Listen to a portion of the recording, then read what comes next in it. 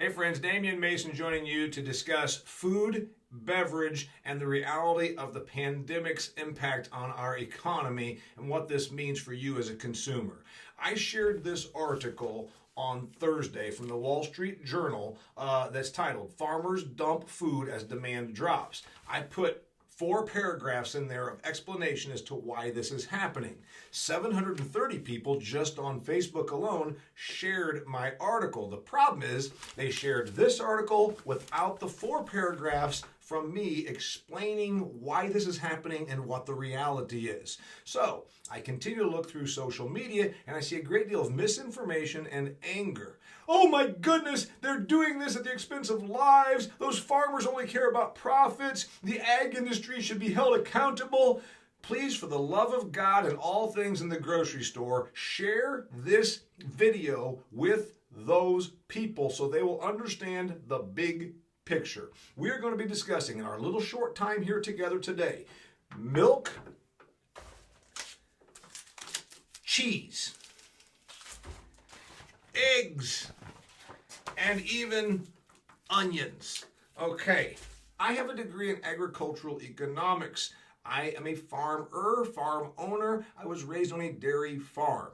Forgive me for being a little bit angry about this, but I'm tired of the misguided anger about how we should be helping the poor and giving this food to food banks, etc., etc. There are economic issues here, but more importantly, there are supply, demand, and processing and distribution issues at play here. Let's start at the beginning. Okay, first off, dairy farmers, and I love dairy, are dumping about 7% of their milk right now. Why are they doing that? Because there's not capacity in the facilities to utilize it. You went to the grocery store, as I saw many angry people commenting on my feed and social media. I can't get milk, they're limiting my purchases, and we're dumping milk. Milk consumption increased in the second 2 weeks of March by 55%. I want you to think about that. We grew 55% of consumption just like that. What business could all of a sudden throw half again more product onto the shelves in a day? So of course there was a short-time shortage of milk because supply had never had to do this before, where all of a sudden by tomorrow we have to have 50% more. How do we ramp up that quickly? Even in April, right now we're talking, it's Easter weekend as I'm recording this, we are at 35% over normal volume consumption of milk. Now whether it's being consumed or just bought doesn't matter. The point is purchases of milk are 35% over their norm that they were just 6 weeks ago. So considering we've jumped by 50-some% in March and then we're still at 35% over normal consumption, we're doing a pretty darn good job of keeping the shelves stocked. I went to the grocery yesterday, there was ample supply of food. Everything in the store was fine with the exception of cleaning and paper products. Okay, so we've got this issue with dairy dumping milk, and then I see people being very angry. We should donate that to a shelter. And again, I hear your plea. I understand you're very emotional, you're mad, you're losing your job, your business is crap. I've been all over that. Trust me, my business, I'm losing 4 months of my revenue minimum. I get the seething anger. I get the emotion that is tied to the pandemic and the government shutdown of the economy. Don't blame agriculture. We're out here doing what we always do, which is produce copious amounts of food. You know, a year or two ago when you were complaining, why are we subsidizing these farmers? It's because it's generally a defense policy, a national defense policy to have food in abundance. Better to have surpluses and oversupply than the shortage. As some of you noticed when you went to the store in the last 4 to 6 weeks and there was a run on eggs or milk. Now, about the dumping. It's not that these dairymen and dairy cooperatives and dairy processors wouldn't gladly give this to somebody, but they can't. Let's just say you're dumping milk in any state in the union. It would be very costly to get it to somewhere else that is in need. And then you're saying, but Damian, that's greedy. I'd pay for the trucking. Maybe you would. Now, how does one, just think about this, how does one deliver a tanker truck with 6,000 gallons of raw milk to a homeless shelter? Hadn't thought about that, now had you? You see, it's actually worse than that. There are legalities. The Food and Drug Administration, a federal agency, the FDA, prohibits the transportation and sale of raw milk. Most states outlaw the sale of raw milk. Now, there are some exceptions. There's a patchwork. It goes state to state. There are various rules. Sometimes you can sell it, but only if the person buying it actually owns a portion of the herd of dairy cows, which almost nobody does. There's all these legalities about raw milk. So, it needs to be pasteurized. What if I got that 6,000 gallon tanker and I said, I'm going to donate the trucking. Take it from that dairy farm in Texas to the poor shelter in St. Louis. I'll pay for the trucking. Okay? What do I do once I get it there? Are these people that line up at the homeless shelter, are they going to pasteurize the milk? Are they equipped to do that? Of course they're not. Are they equipped to package it?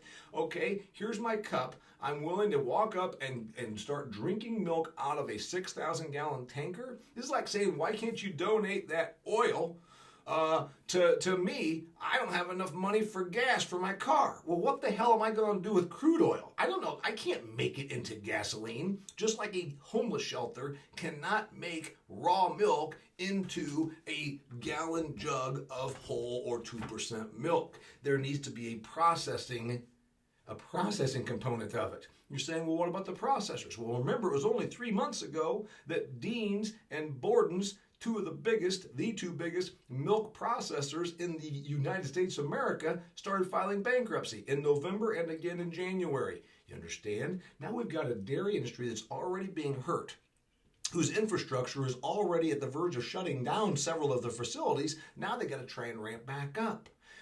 They're at capacity. Okay, point number one. Point number two. One of the reasons dairy is being dumped isn't because we don't want to help homeless people. It's also because we don't need the capacity. If we're dumping about 7% of our milk, it's because we're still oversupplying what we can consume right now, because almost all dairy products are consumed out of the home. You see, cheese, this wonderful product, cheese, uses a lot of milk. Do you know that it takes a little more than 1 gallon of milk to make a pound of cheese? This is a 2-pound block, which means that it would be about 2.4 gallons of milk to make this cheese. Cheese consumption is down considerably. Right now, I've seen reports that it's down by almost half, because most cheese, more than half of it, is consumed outside of the home, at restaurants. In general, and this is in the article, go back and look at my stuff on social media if you care to, 55% of Americans' food dollars are spent outside of the home at restaurants, be it quick service or sit down, it doesn't matter. And you're saying, Damian, some restaurants are still open. They're still doing carry out. Most restaurants, according to my research, are doing about 1/4 at best, 1/4 of the revenue or sales volume across the board that they would. You can argue about whether they're doing better in your neighborhood. This restaurant's doing a great job with carry out, but the reality is most of the restaurant industry is just not churning. If you consume more than half of dairy products are consumed at restaurants, butter and cheese principally. Also, you can throw in things like sour cream and creamers. Those things are generally restaurant consumed items at a much bigger degree than they are at home, or at least half. So, restaurants are closed. 55% of America's food dollar is spent at restaurants. Now it's way, way less than that. We're not consuming cheese. As I just told you, this 2-pound block of cheese uses up a lot of gallons of milk. We're not eating the cheese, we're not eating the butter. Same thing, uses a lot of gallons of milk to create butter. Why? Because milk is mostly water. And then you have the components, the fats and the proteins. Butterfat is just known as protein. Did you know that 2% milk means it's 2% butterfat? Whole milk is 3.25% butterfat. Mostly, this is water. That's why it uses so darn much of this to make this. Okay, now I hope I've clarified why there's milk being dumped. It's not because we don't care about vagrants and homeless people and folks that are out of jobs and anybody else that might come into a food a kitchen. That's not it. It's a matter of what we can do with it. Further, many of the facilities are set up to package and process for the restaurant industry. You've heard of companies like Cisco or U.S. Food Service. Those companies' business is institutions. They serve dormitories and large-scale food cafeterias and restaurants. So they might have a business model that packages cheese in 20-pound bags. And you're saying, well, what's wrong with that? Why couldn't they just take that 20-pound bag to a food kitchen, to a homeless shelter? Okay, who's going to pay for it? Remember, Cisco and U.S. Food Service, as well as the entirety of the United States agricultural system, food system, is supposed to be a profitable business. We're out here trying to pay the bills. If you really want to fix the food situation right now, open the economy. Let restaurants open their doors. Those that still can, that haven't been bankrupted by this, will start buying in inventory and selling it to you, the consumer. If you say, Damian, that sounds calloused, you don't care about human life, I would point out that what this thing has shown us is that we have a really disrupted system right now, and agriculture has actually done a very good job. Think about it. 6 weeks ago, we didn't think we were going to have to do this, and still, the shelves have food on them. I mean, this is not like some poor third world country where we're all going to the grocery store and is vacant. We've done a pretty good job of adapting, frankly, in the short time we have had. Think about this. If you were a truck manufacturing plant, like the GM facility not too far from my farm in Indiana, and you said, hey man, we're good at making trucks. We've been making trucks here for 30 years. Okay, great. You know what you need to do? You need to make golf carts. Okay, we could probably figure out a way to make golf carts. However, we need some time to retool, to ramp up. We're going to have to do a 2-week shutdown and then bring in new lines, and there's still going to be some growing pains. That's where we are in agriculture. Which brings me to eggs. Now, I have not seen a shortage of eggs, with the exception of the very first week of the coronavirus outbreak with the shutdown of the economy. I saw a little bit of a shortage of eggs. Since then, I've seen plenty of eggs when I have been to the grocery, which admittedly has not been that much, maybe 4 times in the last 4 weeks.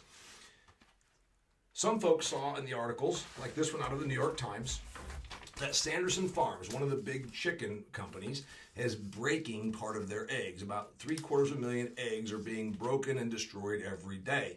And you're saying, but why? Why? People could eat those eggs. Well, the truth is, the eggs that they're breaking aren't necessarily the same ones that you would get at the store. The eggs they are breaking are meant to become more chickens.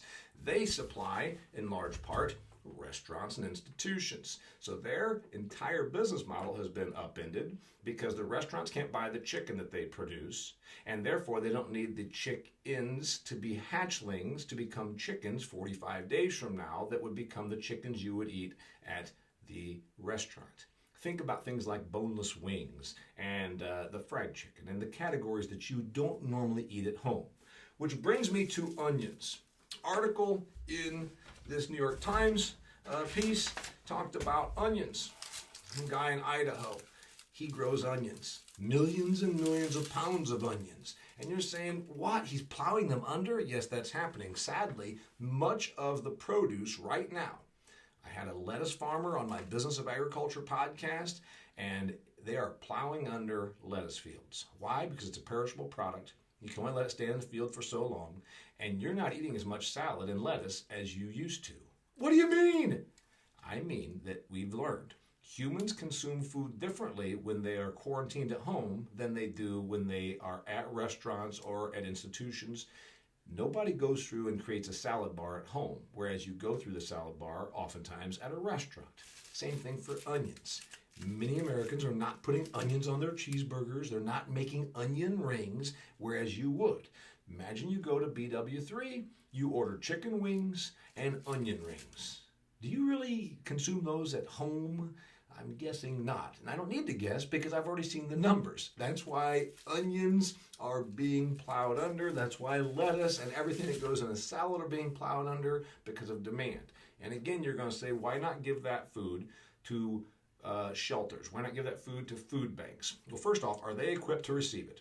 Secondly, is it legal for them to do so? Just like I gave you the milk example. Remember, this milk is fine. It's pasteurized, homogenized, and packaged in a legal container that's all been inspected by various groups from the USDA or FDA, depending on whether you're talking about the food, the farm, or the bottling facility.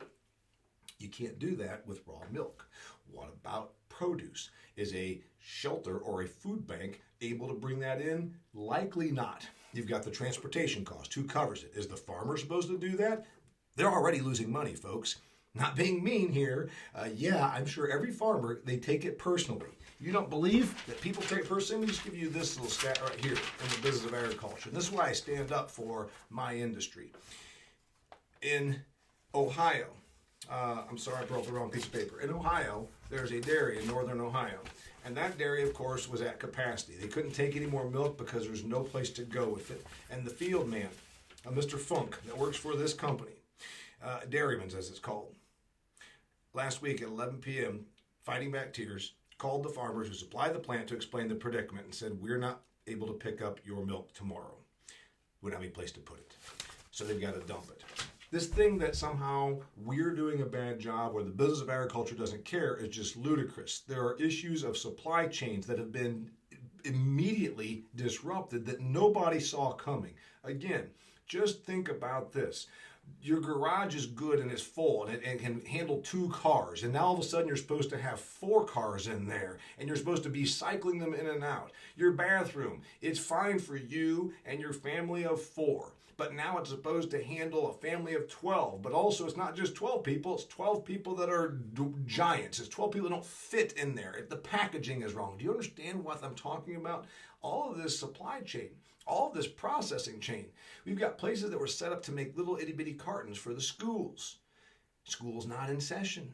We're not going through as many little itty bitty cartons. So you've got a place that has to figure out a way to change their line to now bring in gallons of milk. Can it happen? Yes. Can it happen quickly enough? Maybe not. Also, is it profitable? You're saying you're putting profit ahead of lives. I'm saying who's going to reimburse these companies? One suggestion I have been told was that why don't we just let all of the stuff that would go to restaurants go to the poor? And I'm like, well, how does that happen? Give me the distribution network. Does it go to the restaurant? Then the restaurant owner, unpaid, has to go in and receive this food product, prepare it, and then give it back out? Who compensates the restaurant owner for that? Many of whom are already against the ropes or going out of business. You see, there's a great deal more intricacy to this system. You can say, these farmers aren't getting any money for this product anyhow, why not give it away? Again, can they legally give it away? Secondly, is it even practical for them to give it away? I can't give away raw milk. Who's going to take 6,000 gallons of raw milk? Next point, who's going to pay for the transportation? Once it gets there, can the user, the end user, even use it in such quantities? You see what we're dealing with? The short answer is we're doing a pretty darn good job. We're getting food in front of people. The short answer is the best solution would be to open up the economy so we can get people back to work so they don't need food pantries and shelters, so we can get money going back through the system, so we can have some of the restaurants, the ones that aren't already permanently closed, can reopen, and agriculture can do what it does, which is produce and distribute and process a system that we have been perfecting for hundreds of years. I know I've talked for a great deal about this. I would like you to share this. It's not as simple as some would think. I obviously have been taken up pretty hard for the dairy industry because that's my roots. And I'm telling you, it pains me to see what's happening. None of these people want to dump their milk. But there's a lot more to it than what you probably have seen. Please don't have the visceral, emotional reaction and think through it to the next level about the practicality of what you're asking for. Yes, a 20-pound bag of mozzarella that would normally go to the pizza restaurants could go to a food shelter. But would you buy it if it was available at the grocery? If you would, fantastic. I encourage you to do so because remember, it takes a lot of milk to make some of this cheese. Best thing you can do as a consumer is to not be angry and not say misinformed statements online about a business that maybe you're pretty far removed from. This industry of agriculture has done an amazing job. Only 1% of us farm and only 7% of us, only 7% of our population works peripherally in the business of food and agriculture. And we're keeping everybody pretty well fed for what we've been thrown here in the last 4 to 6 weeks in terms of this disruption. I'm Damian Mason. I'm the author of Food Fear. If you are interested in my commentary about the business of food and agriculture, you can pick this up at damianmason.com. It's available as an audio book. It's available as an ebook. It's available as a hardcover book. I would prefer you buy it from me versus Amazon because Amazon takes a cut, and I'm a small business person, and I'm going through an adjustment right now myself because my revenue has been impacted like many of you in your jobs. Just be kind to agriculture. Be kind about the people that are making our food and understand there's probably more behind it, and it's certainly not greed.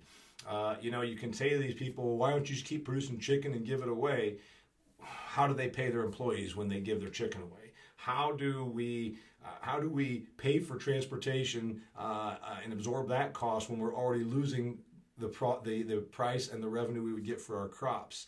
Remember, a lot of agriculture is hurting very, very badly right now, and you can't afford to lose them. It's our national defense. It is the backbone of our economy, and the reason we've invented great companies and have the #1 economy in the world, the reason we have 25% of the globe's economy with just 4% of the globe's population is because nobody typically has to worry about food availability because we're so darn good at producing, distributing, and getting it out there for the American people. So I know it's a tough slug right now. Just hold your tongue before you lash out with an emotional reaction, and please realize the business of agriculture is doing a really good job. And when you see them dumping milk, shed a little tear and do what you can to help. You'll have it back on the shelves if it's not there now. I promise you. We're adjusting very quickly. My people in the dairy industry have been very much assuring me that we're getting it right back on, and we're going to have a normalcy. Just like there will eventually be toilet paper, and you'll remember the day when there wasn't any. It'll be the same thing with all of your other goodies. Eat up, enjoy, and thank you for joining me. I'm Damian Mason. Please share this with the person that needs to hear some straight information.